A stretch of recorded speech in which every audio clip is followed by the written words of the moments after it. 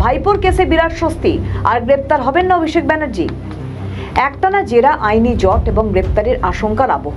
ঠিক এই জটিল পরিস্থিতিতেই কি তবে সবচেয়ে বড় স্বস্তি পেলেন ডায়মন্ড হারবারের সাংসদ অভিষেক বন্দ্যোপাধ্যায়? রাজ্য রাজনীতিতে যখন চরম জল্পনা তুঙ্গে, ঠিক সেই মুহূর্তে কলকাতা হাইকোর্টের রায়ে এক বিরাট আইনি রক্ষা কবচ পেলেন অভিষেক বন্দ্যোপাধ্যায়। কলকাতা হাইকোর্টের 3টি মামলায় বিরাট স্বস্তি পেলেন এই অভিষেক বন্দ্যোপাধ্যায়। এখনো পর্যন্ত ডায়মন্ড হারবারের এই সাংসদের বিরুদ্ধে পশ্চিমবঙ্গের বিভিন্ন থানায় মোট 16টি এফআইআর দায়ের হওয়ার তথ্য সামনে এসেছে।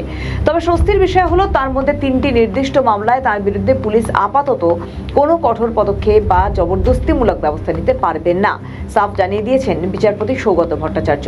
মূলত নিজের বিরুদ্ধে বিভিন্ন থানায় দায়ের হওয়া একাধিক এফআইআর বাতিল করা এবং পুলিশি পদক্ষেপ থেকে পুরোপুরি সুরক্ষা চেয়ে কলকাতা হাইকোর্টের দ্বারস্থ হয়েছিলেন অভিষেক বন্দ্যোপাধ্যায়। সেই গুরুত্বপূর্ণ মামলার শুনানিতে বিচারপতি সৌগত ভট্টাচার্য নির্দেশ দিয়েছেন যে আগামী 30শে নভেম্বর পর্যন্ত অভিষেক বন্দ্যোপাধ্যায়ের বিরুদ্ধে কোনো রকম কঠোর বা জবরদস্তিমূলক পদক্ষেপ করতে পারবে না পুলিশ। তবে এই সুরক্ষার পাশাপাশি আদালত কিছু নির্দিষ্ট শর্তও বেঁধে দিয়েছে। বিচারপতির স্পষ্ট বার্তা, আইনি রক্ষা কবচ বা প্রোটেকশন পেলেও তদন্তে সর্বতোভাবে সহযোগিতা করতে হবে তৃণমূল সাংসদকে। তদন্তের স্বার্থে পুলিশ যদি তাকে তলব করে তবে নির্দিষ্ট সময় হাজিরাও দিতে হবে। তবে একটি অত্যন্ত গুরুত্বপূর্ণ নির্দেশ দিয়েছে আদালত, তাকে জিজ্ঞাসাবাদের জন্য ডাকার ক্ষেত্রে কমপক্ষে 48 ঘন্টা আগে নোটিশ দিতে হবে তদন্তকারীদের। এদিনের শুনানিতে আদালত আরও স্পষ্ট করে জানিয়েছে, অভিষেক বন্দ্যোপাধ্যায়ের বিরুদ্ধে মোট 16টি এফআইআর দায়েরের তথ্য সামনে এলেও বর্তমান এই মামলার শুনানি শুধুমাত্র 3টি নির্দিষ্ট এফআইআরকে ঘিরেই সীমাবদ্ধ ছিল। বিচারপতির স্পষ্ট নির্দেশ, এই 3টি নির্দিষ্ট মামলায় অভিষেককে নিজেদের হেফাজতে নিয়ে জিজ্ঞাসাবাদের কোনো রকম প্রয়োজন নেই। এদিকে মঙ্গলবারের শুনানিতে আদালতের সামনে একটা বিস্ফোরক অভিযোগ করেন অভিষেক বন্দ্যোপাধ্যায়। তিনি জানান, তার বিরুদ্ধে একের পর এক এফআইআর দায়ের করা হলেও সেগুলির বিষয়ে তিনি সম্পূর্ণ অন্ধকারে ছিলেন এবং কিছুই জানতেন না।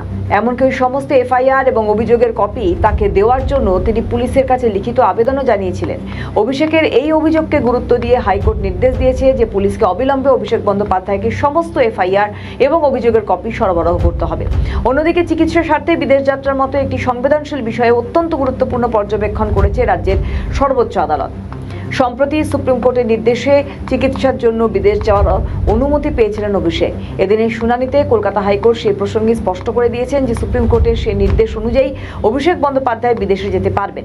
তবে যাওয়ার ক্ষেত্রে আদালতের বা সুপ্রিম কোর্টে বেঁধে দেওয়া নির্ধারিত শর্তগুলি তাকে অক্ষরে অক্ষরে মেনে চলতে হবে। আইনি লড়াইয়ের পরবর্তী ধাপের কথা বলতে গেলে আগামী 23শে নভেম্বর এই মামলাটি পরবর্তী শুনানি ধার্য করা হয়েছে। আদালতের নির্দেশ অনুযায়ী তার ঠিক আগেই পুলিশকে তদন্তের অগ্রগতি সংক্রান্ত একটি বিস্তারিত রিপোর্ট আদালতে জমা দিতে হবে। রাজনৈতিক বিশ্লেষকদের মতে কলকাতা হাইকোর্টের এই রায় বর্তমান রাজনৈতিক পরিস্থিতিতে অভিষেক বন্দ্যোপাধ্যায়ের জন্য অত্যন্ত তাৎপর্যপূর্ণ, স্বস্তিদায়ক। আগামী 23শে নভেম্বর পরবর্তী শুনানির দিকে আদালতের নজর কোন দিকে থাকে এবং তদন্তের অগ্রগতি কোন মোড় নেয়, এখন সেটাই দেখার বিষয়। আমাদের ভিডিও ভালো লাগলে লাইক ও শেয়ার করুন, কমেন্ট সেকশনে আপনাদের মতামত জানান। আরও ভিডিও পেতে আমাদের চ্যানেলটিকে সাবস্ক্রাইব করুন এবং প্রতি মুহূর্তে খবরের আপডেট পেতে প্রেস করুন বেল আইকন।